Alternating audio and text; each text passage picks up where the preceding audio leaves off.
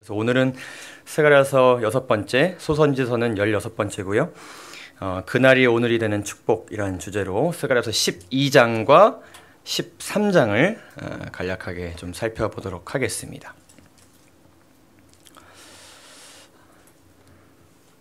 스가랴서라는 이 책, 누구로 가득한 책이라고요?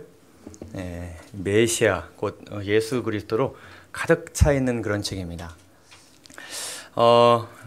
여러 가지 내용들을 살펴봤습니다. 일단 1장에서 6장 굉장히 좀 신비롭고 좀 특이한 8가지 이상들에 대해서 우리가 살펴보았는데 그 이상들이 다 예수님과 관련이 있었습니다.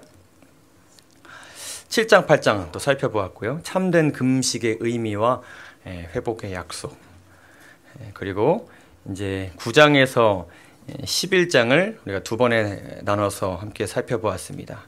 이 9장에서 14장, 이 3부의 내용은 이 메시아와 관련된 예언들로 가득 차 있습니다. 예수님의 초림에 관련된 아주 그 생애의 작고 큰 사건들에 대해서 많이 예언돼 있고, 이제 마지막에 가서는 예수님께서 지금 하시는 것과 또 마지막 때에 하시는 것들 모두가 아주 가득 담겨 있습니다. 그래서 9장에서 11장은 이제 초림하실 메시아에 관련된 경고와 약속이 이제 기록되어 있었고 우리가 함께 살펴보았고요.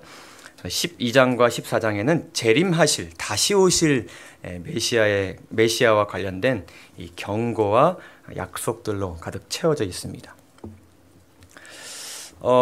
메시아와 관련된 경고가 있다고 그렇게 말씀을 드렸는데, 이것은 이 9장과 12장의 시작에 기록된 그 표현입니다.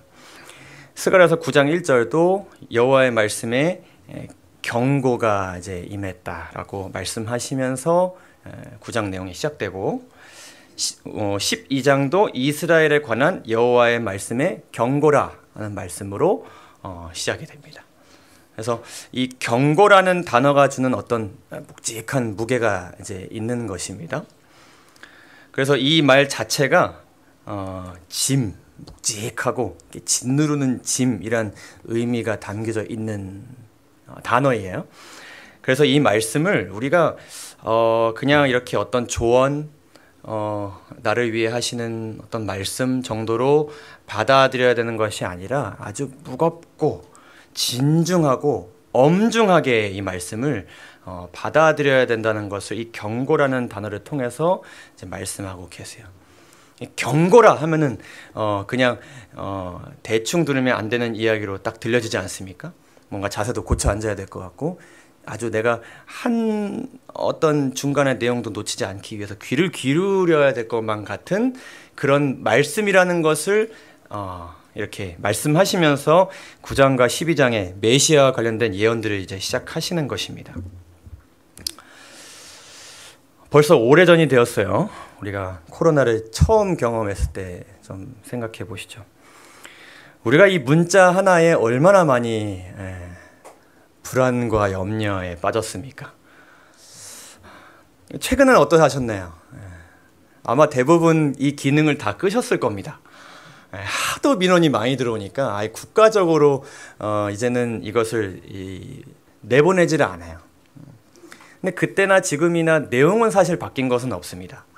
그때와 비슷한 증상, 비슷한 사건들에 대해서 문자가 오는 것인데, 그것을 보는 우리의 마음이 많이 달라졌죠.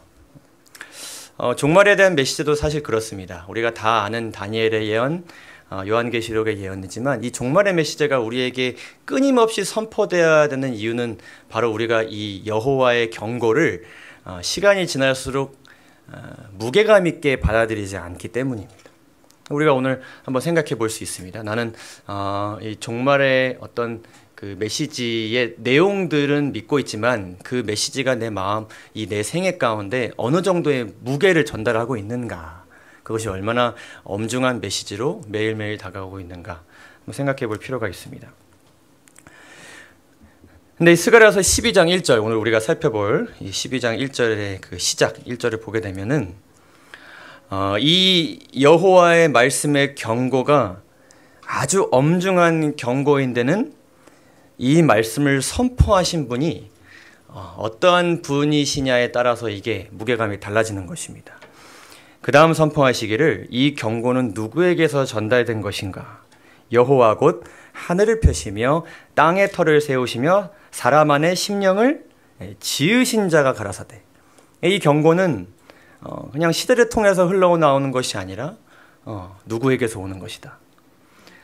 우리에게 말씀하셨고 말씀하신 바를 이루실 분은 바로 창조주 하나님이시다라는 것을 아주 엄중하게 선포하면서 이 말씀이 시작됩니다.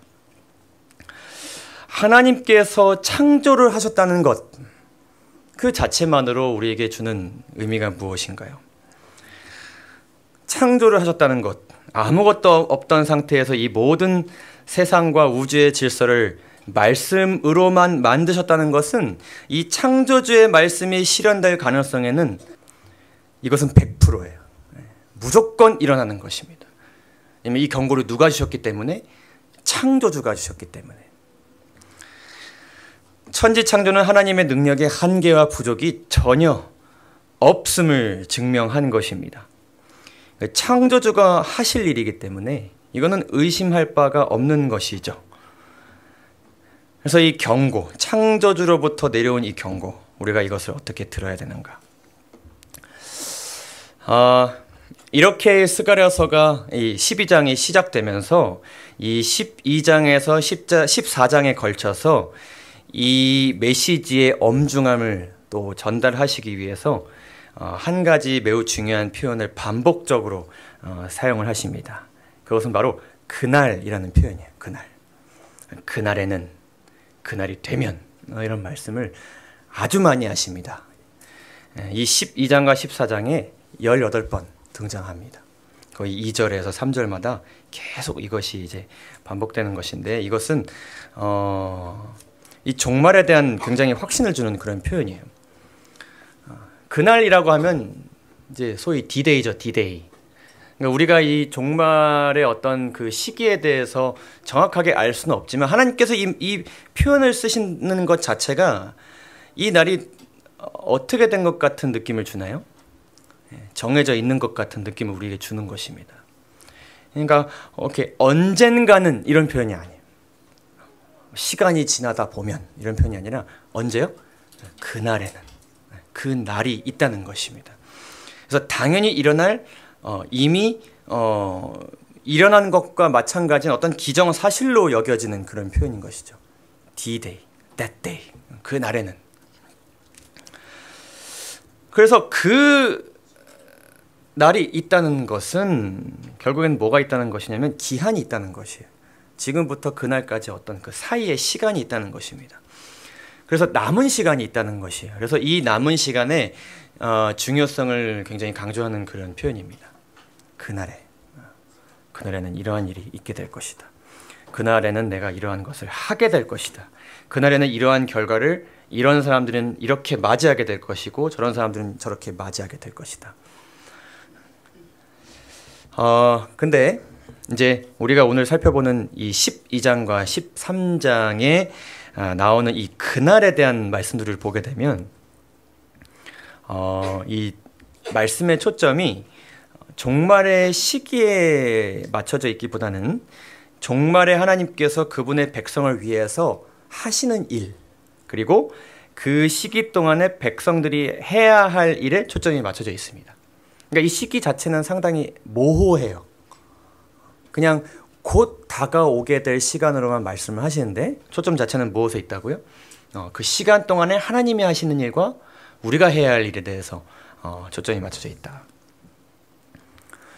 그래서 이것은 세상의 종말을 이야기하기도 하지만 이 그날에 벌어질 일들이 마치 내 삶 속에서 현재 벌어질 수도 있는 일처럼 말씀을 하십니다. 두 가지 의미가 같이 담겨져 있어요. 그래서 그날은 재림의 날, 그냥 우리는 알 수 없지만 언젠가 도달하게 될 그 날일 수도 있고 아니면 언제일 수도 있어요. 오늘일 수도 있어요. 우리가 어떻게 그렇게 이해할 수 있겠는가 한번 좀 보도록 하겠습니다. 일단 두 가지가 있는데 스가랴서 12장은 그날을 어떤 날로 이야기하는가. 하나님께 대한 사랑과 진실된 마음으로 가득 차는 날이다. 이렇게 말씀하세요. 우리가 이제 재림의 날을 생각해 보게 될 때에 이 세상이 지금은 하나님에 대한 사랑도 존재하지만 동시에 모두 존재해요. 하나님께 대한 거짓된 마음과 미워하고 싫어하는 마음도 같이 존재하잖아요. 근데 재림의 날이 되게 되면 하나님께 대한 사랑과 진실된 마음으로 온 우주가 가득 차게 되는 날이지 않습니까? 그러나 그 날이 언제일 수도 있다고요? 오늘일 수도 있다고요. 자, 8절과 9절을 좀 보도록 하겠습니다. 그날에 여호와가 예루살렘 주민을 보호하리니, 그날에 여호와께서 이런 일을 하신다고 하세요. 그 중에 약한 자가 그 날에는 다윗 같겠고, 그러니까 약했던 사람이 다윗 같은 존재로 탈바꿈하게 된다는 것입니다. 다윗의 족속은 심지어 누구 같겠고? 하나님 같겠고, 마치 그 모세가 바로 앞에 나가게 되었을 때 하나님께서 여호와 같이 보이게 해주실 것이라고 하시잖아요. 그렇게 될 것이라고 하세요. 무리 앞에 있는 여호와의 사자, 여호와를 대신해서 이곳에 온 분같이 될 것이다. 그리고 예루살렘을 치러 오는 이방 나라들을 그 날에 내가 멸하기를 힘쓸 것이다. 먼저 생각해 볼 것은 보호받고 승리하는 사람들은 누구인가 하는 것입니다. 그 대상이 누구인가? 일단은 예루살렘 주민이라고 말씀하고 계십니다. 이 예루살렘 주민은 이 당시에는 정말로 예루살렘에 살고 있는 사람들을 뜻하기도 하지만 영적으로 하나님과 연결된 정말 그 영적인 이스라엘과 예루살렘 백성의 그 의미를 우리가 생각해 보게 될 때에 이 사람들은 현대적으로 봤을 때는 교회를 지칭하기도 합니다. 갈라디아서 4장을 보게 되면 교회를 위에 있는 예루살렘이라고 말씀을 하시거든요. 그래서 예루살렘 주민이라고 하면 참된 그리스도인이라고 이해하면 되겠습니다. 그런 사람들이 이제 보호를 받고 승리하게 되는 것인데, 그 중에는 어떤 사람들이 있어요? 약한 자가 있어요. 약한 자. 약해 보이는 자. 실제적으로 약한 자. 그러니까 그 약한 자라는 것은 뭐예요? 여기서 지금 보호가 필요하다고 하시는데, 그러니까 보호가 없으면 뭘 할 수 없어요?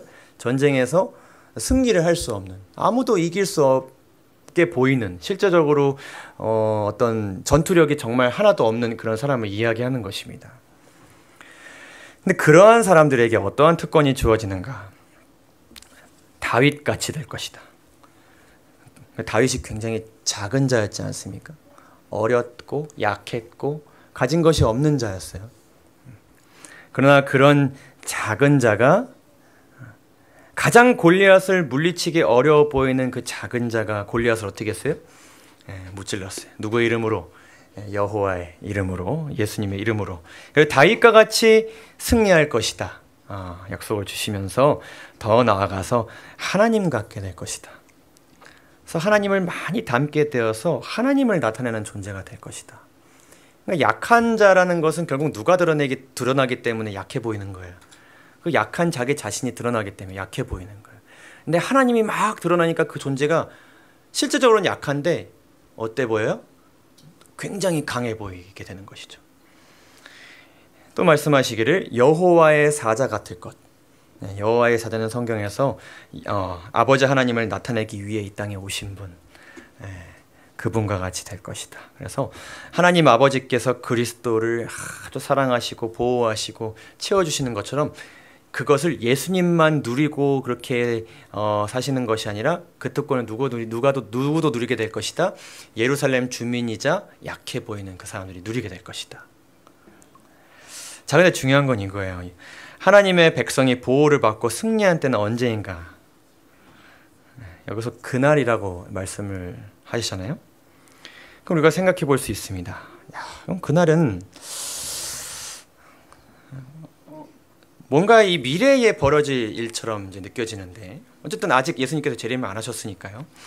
그래서 재림이 임박하거나 재림의 날이 되어서야 우리가 이런 승리를 경험할 수 있다는 말씀이 아닐까라는 생각을 우리가 가질 수 있습니다.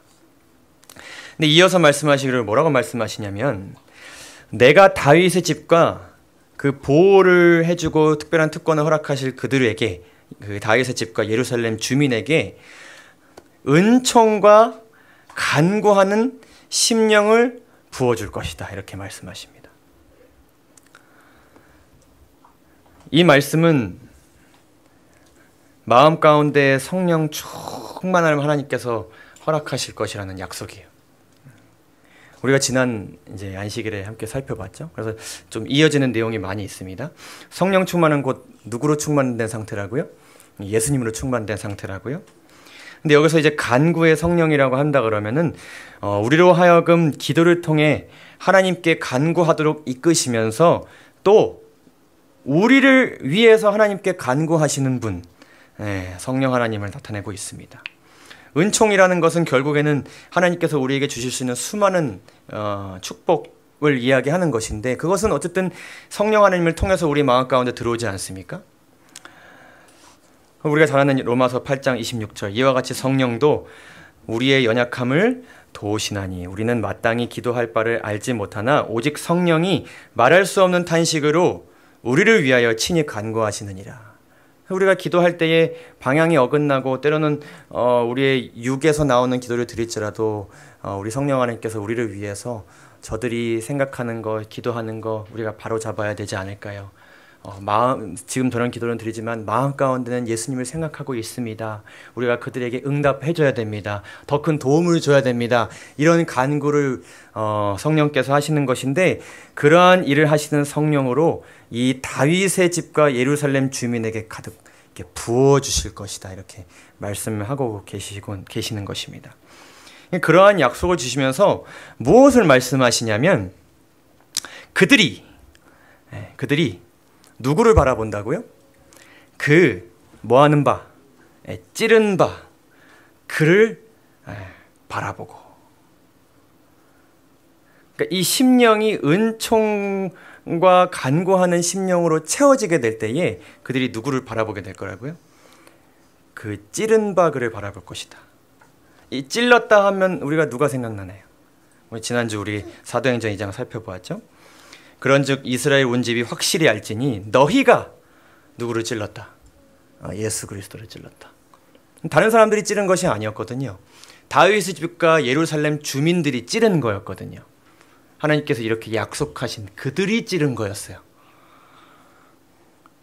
너희가 십자가에 못 박은 예수를 하나님이 주와 그리스도가 되게 하셨느니라 하니라. 그들이 이 말을 듣고 마음에 찔림을 받았다. 그래서 성령을 통해서 그리스도로 사람들의 마음을 채우셔가지고요, 그들로 하여금 그들의 죄가 예수님을 십자가에 못 박았다는 사실을 깨닫게 하신다는 약속을 주고 계신 것입니다. 근데 그것을 깨닫게 될 때에 그들이 어떻게 될 것이라고 말씀하시냐면, 그를 위하여 어떻게 하게 될 것이다? 애통하게 될 것이다.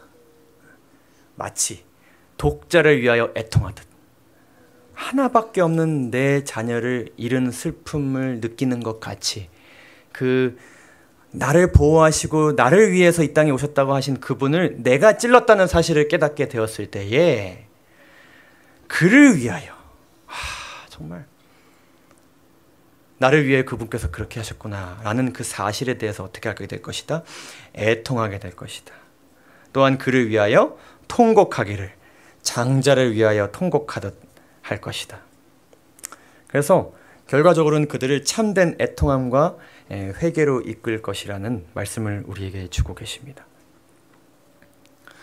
우리가 안식일 오후에 살펴봤던 말씀이죠. 애통하는 자는 복이 있나니 그들이 위로를 받을 것이라고 하셨는데, 이 애통한다는 것은 무엇에 대해서 애통하는 것입니까? 죄에 대해서 애통하는 것인데, 죄로 인해서 사람들의 삶이 이렇게 망가졌고, 죄로 인해 내 마음에 정말 이렇게 많은 염려와 근심 걱정과 해결할 수 없는 일들에 대해서 이렇게 괴로운 마음이 있구나 정도가 아니라고 했었죠. 그렇죠. 그 애통함이라는 것은 단순히 죄가 만든 그 결과로 인한 그 참혹함에 대한 어떤 슬픔이 아니라, 우리가 방금 살펴봤던 것처럼 그 죄로 인해서 누가 죽으셨다? 예수님께서 죽으셨다. 그 자체를 슬퍼하는 것을 의미한다. 그래서 우리가 반복적으로 살펴보고 있는 산상보훈의 말씀이죠. 사람이 십자가에 들리신 예수님을 바라볼 때 인간의 죄가 무엇인지 분별하게 될 것이다. 그는 영광의 주님을 징벌하고 십자가에 못 박게 한 것이 죄라는 것을 깨닫는데 그 죄를 누가 저지르는 거예요? 내가 저지르는 거예요. 말로 다할 수 없는 따뜻한 사랑을 이 이스라엘의 집에 살면서 받았던 내가 계속해서 그 받은 은혜를 무엇으로 갚은 거예요? 배은망덕과 반역으로 갚은 거예요. 심지어 계속해서 그것도 직접 그분을 십자가에 못 박으며 상처를 받아 피가 흐르는 그분의 심장을 누가 찔러온 것이다. 내가 찔러온 것이다. 그래서 애통함을 느끼는 것입니다. 승리하는 그날에 이러한 일들이 일어난다고 말씀하십니다. 그러니까 주님께서 오실 때에 우리가 그 손에 박힌 그 못자국을 보면서 정말 통회하는 심정으로 하나님 감사합니다 우리가 외치고 그분을 찬양하게 될 것이지만 그날은 오늘일 수 있습니다. 그것은 참된 회개로 인한 성령 충만 곧 예수 충만을 통해 죄로 인해 예수님과 내가 다시는 끊어지지 않겠다고 결심하는 바로 그날입니다. 로마서 8장 39절에서 39절입니다. 그러나 이 모든 일이 우리를 사랑하시는 이로 말미암아 우리가 넉넉히 이기느니라. 이 사실을 깨닫게 되었어요. 그래서 내가 어떻게 해요? 확신해요.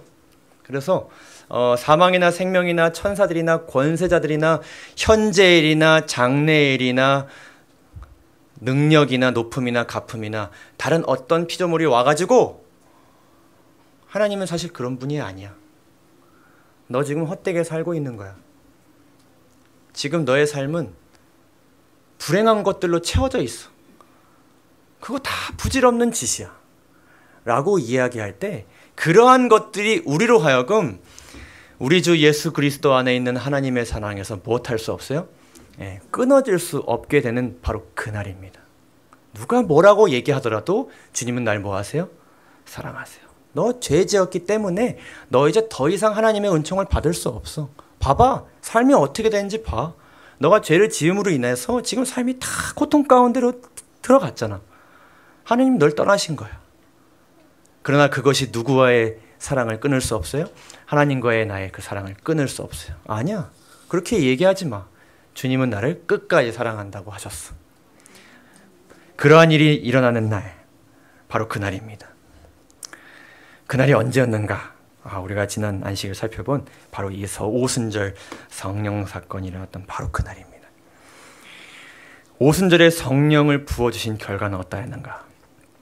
예수님으로 가득 차게 되었고 참된 회개가 일어난, 정말 다시는 죄를 짓고 싶지 않고 다시는 예수님과 끊어지지 않고 싶고 항상 간구하는 삶을 살고 싶게 된 바로 그날 어떤 일이 벌어졌는가? 부활하신 구주에 대한 기쁜 소식이 땅끝까지 전파되었다. 제자들이 구속하시는 은혜의 기별을 선포하였을 때 사람들의 마음은 그 기별의 능력에 굴복하였다. 그 찔림이 있게 되었을 때 굴복되는 것입니다. 예전 같으면 절대로 굴복되지 않을 사람들이었습니다. 어떤 지식으로도 어떤 풍부한 어떤 바리새인들의 어떤 성경에 대한 해석이 있을지라도 그들은 굴복되지 않았을 것이었을 것입니다. 그러나 예수님의 십자가 있고 난 후에 그들은 마침내 굴복되었습니다.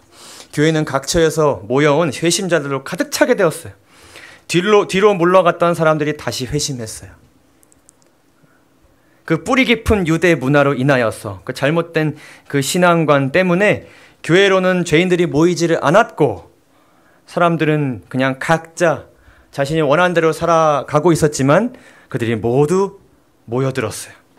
죄인들은 값진 진주를 구하며 신자들과 말씀 안에서 연합하기 시작했어요. 그리스도 안에서 연합하기 시작했어요. 복음에 대해 가장 혹독하게 반대하던 어떤 이들이 이제 누구를 옹호해요? 예수님, 그분의 복음을 옹호하게 된 것입니다. 그리고 말씀하시기를 약한 자가 그날에는 다윗 같겠고 다윗의 족속은 여호와의 사자 같을 것이라는 스가랴서 12장 8절의 예언이 어떻게 되었다? 그날 성취되었어요. 모든 그리스도인들은 그의 형제들에게서 하나님의 사랑과 자비가 나타나는 것을 보았다. 한 가지 관심사가 널리 보급되었으며 한 가지 경쟁적인 주제로 다른 모든 문제들은 사라졌다. 그러니까 예수님에 대한 이야기를 나누는 것에 모두가 연합하게 되었을 때 그동안 그들 사이에 있었던 모든 삶의 문제들이 다 눈 녹듯이 녹아내리고 사라진 것입니다. 신자들의 포부는 이제는 그리스도와 같은 품성을 나타내고 그분의 나라를 확장시키는 데 수고하는 것이 되었습니다. 사도들이 큰 권능으로 주 예수의 부활을 증거하니 무리가 큰 은혜를 얻었다. 그들의 수고로 진리의 말씀을 받고 저의 마음을 평화와 기쁨으로 충만케 한 그 소망을 다른 사람들에게 나누어주는 일에 그들의 생애를 헌신한 그 택함 받는 사람들이 교회에 증가하게 되었다. 그들을 위협하거나 제지하거나 두렵게 할 수 없습니다. 아무도 그들을 이제 막을 수 없습니다. 주께서 그들을 통하여 말씀하셨으므로 그들이 가는 곳곳마다 가난한 자들이 복음을 받아들였고 거룩한 은혜의 기사가 나타났다. 근데 이 회개의 역사에 대해서 미리 예언을 하시면서 아주 중요한 말씀을 덧붙여서 12절부터 하십니다. 이것도 아주 중요한 말씀입니다. 그러한 일이 일어나게 되는데, 애통하는 일이 일어나게 되는데 뭐라고 말씀하세요? 온 땅 각 족속이 어떻게 애통하고? 따로 애통하되 다윗의 족속이 따로 하고 그들의 아내들이 따로 하며 나단의 족속이 따로 하고 그들의 아내들이 따로 하며 레위의 족속이 따로 하고 그들의 아내들이 따로 하며 시므이의 족속이 따로 하고 그들의 아내들이 또 따로 하며 모든 남은 족속도 어떻게 따로 한다고요? 각기 따로 한다. 그리고 그들의 아내들이 따로 하리라. 여기서 자꾸 누구를 언급하고 있습니까? 아내들을 언급하고 있죠. 이 애통하는 일. 근데 여기에 모두 각자가 이것을 따로 각기 해야 되는데 당시의 독립적인 존재가 아니라 이렇게 예속된 존재였던. 그러니까 남자가 방향을 틀면 누구는 따라오는 그 문화였어요. 아내들은 따라오는 문화였어요. 그러나 이 애통하는 것은 남자가 애통한다고 해서 아내가 그냥 따라오는 것이 아닙니다. 아내들도 어떻게 애통해야 돼요? 따로 애통해야 돼요. 독립존재가 아닌 아내들이 언급된다는 것은 결국에는 이 회개를 통한 성령 충만이 집단적이고 연합적으로 함께 일어날 수는 있지만 회개 자체는 누가 해야 된다? 개인이 해야 된다. 누구도 그것을 대신할 수 없고 각 개인이 예수님과의 개인적인 관계를 통해 해야 함을 강조하고 계십니다. 그냥 무리가 함께 하고 있으니까 어떤 큰 지도자가 이렇게 제시하니까 그냥 함께 성령 충만함으로 따라가는 것이 아니라 각자 어떻게 된다. 각자 충만함을 받아야 된다. 결국엔 우리가 지난 안식일에 살펴봤던 이 과정, 이것을 각자가 모두 그날까지 반복을 해야 된다는 것을 다시 한번 이 스가랴서 12장의 말씀을 통해 우리가 깨닫게 됩니다. 결국엔 우리의 신앙생활, 우리의 하루, 우리의 일주일이 무엇으로부터 시작되어야 됐는가? 다시 한번 우리가 마음에 새기면서 우리가 이렇게 오늘 하루를 시작하였으면 좋겠습니다. 주님께서 각자의 마음 가운데 오시는 날, 그날은 온 세상, 그 사람이 살아가는 그 사람의 그 온 세계, 그 세계가 누구로 가득 차는 날이에요? 예수 그리스도로 가득 차는 날입니다. 그 날은 주님께서 다시 오실 그날에 최종적으로 성취되겠지만은 오늘이 바로 그 날이 되기를 간절히 바랍니다. 사랑하는 진리불교의 성도 여러분, 하나님께서 여러분들의 오늘을 그날로 성취시켜 주시기 위해서 말씀 안에서 여러분들이 기다리고 계십니다. 어떤 말씀을 보시든지 주님의 사랑과 십자가를 깨닫고 내 하루와 내 생애와 내 한 주를 시작하겠다는 결심을 가지시고 반드시 그것을 실천해 보시기 바랍니다. 여러분들의 하루하루가 말씀 속에 그리고 미래 가운데 종말의 시기라는 그 먼 미래, 가까운 듯 보이지만 아직 미래로 보여지는 그 시간 가운데 멀리 느껴지는 그런 성취가 아니라 바로 언제요? 오늘 성취는 되는 그날로 하나님께서 만들어 주실 것을 우리 모두 확신하게 되기를 간절히 소망합니다. 자, 이제 12장이 그렇게 이어지고요. 이 13장으로 이렇게 넘어갑니다. 이 13장에 나타난 그날은 또 어떤 날일까요? 자, 이 스가랴서 12장은 이 예루살렘의 이 내적인 회개에 초점을 맞추었다면, 마음의 변화죠. 거기에 초점을 맞추었다면은 13장은 뭐라고요? 외적인 정화. 그러니까 그러니까 속이 변화됨으로 인해서 이제 뭐가 정화, 곧 말끔하고 깨끗해져요? 외적인 그 보이는 부분이 이렇게 깨끗하게 되는 그 과정을 이렇게 스텝 바이 스텝으로 이렇게 말씀하고 계십니다. 그래서 실제적인 것들, 우상 숭배를 정리하는 것, 거짓 선지자가 그들이 있는 곳에서 이렇게 추방되는 것, 그러한 이슈들을 하나님께서 13장에서 다루십니다. 그래서 이 죄가 완전히 이 세상 가운데서 도말되는 그 날을 그리시면서 동시에 이 내적인 변화가 우리의 삶 가운데서 외적인 변화로 이어지는 과정을 하나님께서 그리고 계세요. 그래서 이 13장이 그리는 그날은 예수 그리스도로 충만해지는 그런 날이기도 하면서 내 안에 있던 죄와 관련된 것들이 제거되는 날이기도 합니다. 그러니까 이날은 예수님께서 다시 오시는 그날일 수도 있고 또 언제일 수도 있어요? 오늘일 수도 있어요. 13장 1절은 이렇게 말씀합니다. 각기 따로 애통하는 일들이 있은 후에, 그리고 그날에 죄와 더러움을 씻는 무엇이요? 셈이 다윗의 족속과 예루살렘 주민을 위하여 어떻게 될 것이다? 열리게 될 것이다. 죄와 더러움을 씻는다는 것은 우리 예수님에 대한 말씀을 우리가 연관지어서 생각해 보지 않을 수 없습니다. 요한일서 1장 7절이죠. 그 아들 예수의 피가 우리를 모든 죄에서 깨끗하게 하실 것이다. 근데 이 깨끗하게 되는 과정을 하나님께서 어떻게 예수님께서 이끄시는가? 사도행전 3장 19절을 보시게 되면 너희가 회개하고 돌이켜 너희 죄 없이 함을 받으라. 깨끗하게 된다는 것은 내가 뭐 죄를 다시는 짓지 않았기 때문이 아니고 회개하게 되었을 때 예수님께서 죄 없이 된 사람으로 여겨주셨기 때문에 우리가 깨끗하게 되는 것이잖아요. 그러한 일이 있게 되는 것입니다. 결국 뭘 받는 거예요? 용서를 받는 것이에요. 그날 용서를 받는 날입니다. 그 다음 말씀하시기를 이같이 하면 그날이 어떤 날이 될 것이다. 유쾌하게 되는 날이 주 앞으로부터 이르게 될 것이다. 결과적으로는 아주 기분 좋은 날이 되는 것입니다. 우리가 지난주에 살펴본 내용과 이어서 생각을 해보면 그날은 용서를 받은 날이고 용서를 받았기 때문에, 왜냐면 나는 용서를 받을 수 없는 사람인데 용서를 받았기 때문에, 그리고 용서를 받았고 더 이상 지난 과거로 인해 정죄를 받지 않을 것이기 때문에 마음속에 무엇이 있는 날? 기쁨과 뭐요? 자유가 있는 날, 해방된 날입니다. 근데 이 말씀에서 이제 이렇게 되는 역사가 샘에서 물이 나오는 것처럼 이제 있게 될 것이라고 말씀을 하시는데, 이 샘이 다윗의 족속과 예루살렘 주민을 위하여 이렇게 열리게 될 것이라고 말씀을 하시죠. 근데 이 샘물에 담겨진 의미를 우리가 생각해 보면 물이 고이는 웅덩이라는 다른 것입니다. 1차적으로는 웅덩이에도 물이 가득 차 있고 샘물에도 물이 가득 차 있는데, 이 차이점이 있다면 첫 번째로는 이것입니다.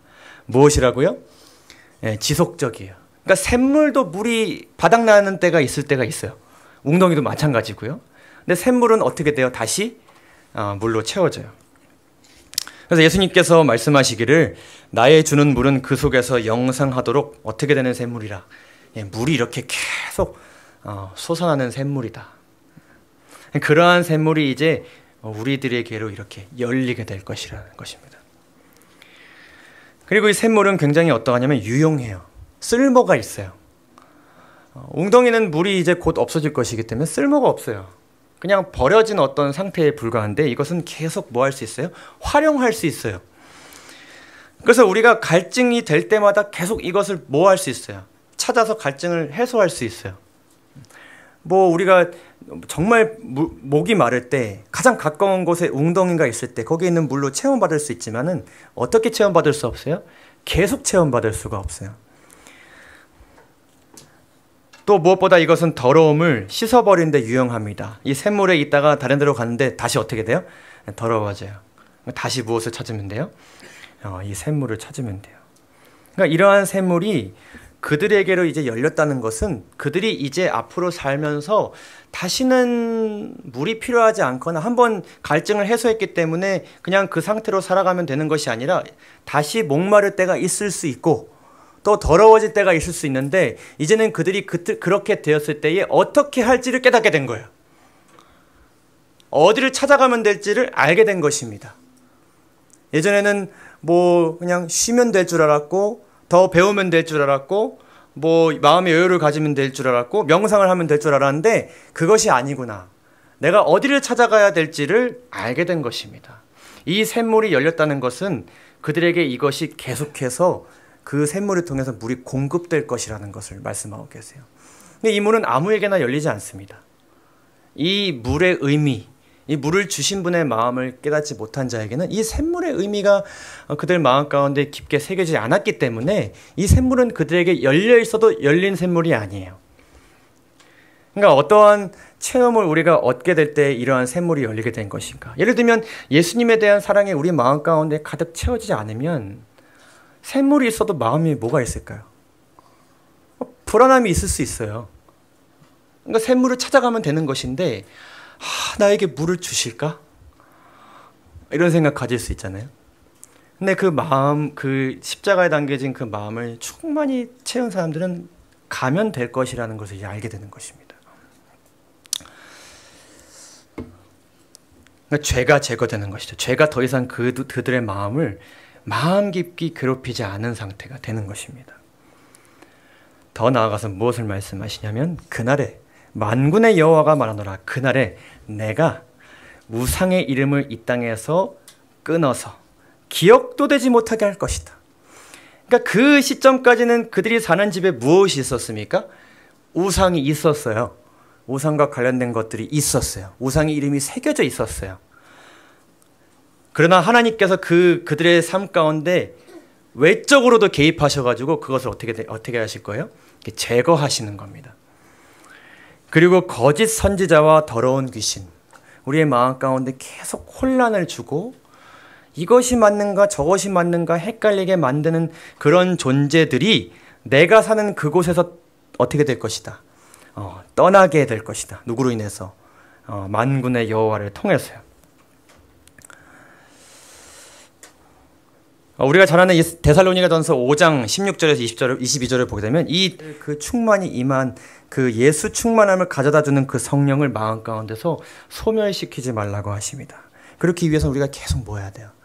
찾아봐야 되고 발견해야 되고 기도해야 돼요. 언제? 얼마나? 항상. 예언을 멸시치 말고 범사에 헤아려 좋은 것을 취하고 악은 어떻게 해라? 어떤 모양이로든지 버리라. 그래서 참된 회개는 우리를 이렇게 이끕니다. 내 삶 속에서 버려져야 될 것들이 보이기 시작하고 그러한 것들이 내 삶 속에서 버려지게 되기를 원하고 그렇게 되기 위해서 최선을 다하는 삶으로 실제적으로 이끄는 것이죠. 그러니까 우리가 실생활에서 해나가는 여러 가지 죄악과 관련된 습관들, 내가 보는 것들, 체험하는 것들, 경험하는 것들이 어떻게 하면 내 실생활에서 제거될 수 있을까? 내가 더 이상 안 보고 생각하지 않고 안 할 수 있을까에 대한 실제적인 고민이 이제 이어지게 되는 것입니다. 왜냐하면 그것들 때문에 내가 죄를 알게 되었고 그것들 때문에 누가 죽으셨기 때문에 예수님이 죽으셨기 때문에 그리고 그 일을 누가 해주신다고 하세요? 하나님 내가 해줄 것이다 라고 말씀하십니다. 이는 하나님께서 나로 하여금 죄를 버리고 싶게 만들어주시는 역사가 있게 될 것이라는 약속입니다. 여러분, 죄는 버려야 할 것이기도 하지만 우리가 의무적으로 버려야 될 것이기도 하지만 그리스도의 복음을 통해서 이것은 버리고 싶은 것이 되어야 합니다.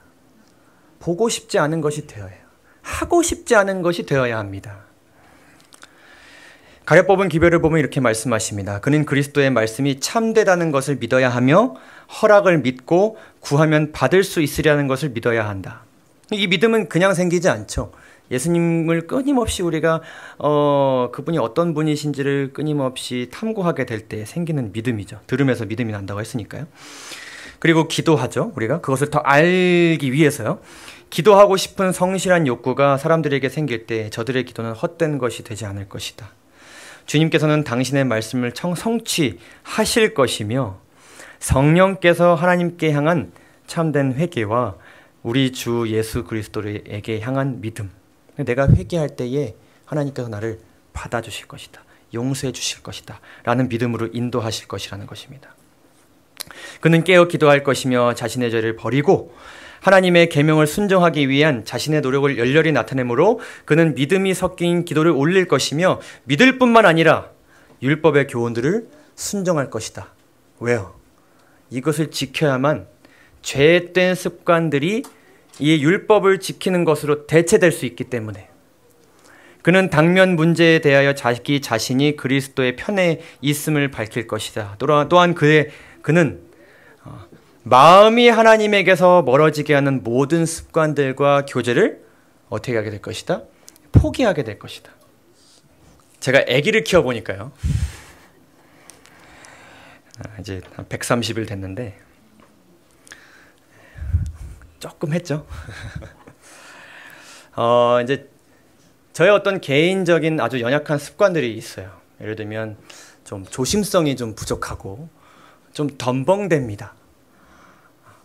많이 덤벙댑니다. 그래서 제가 잘 넘어지고 이렇게 잘 물건을 깨뜨리고 기스를 잘 냅니다.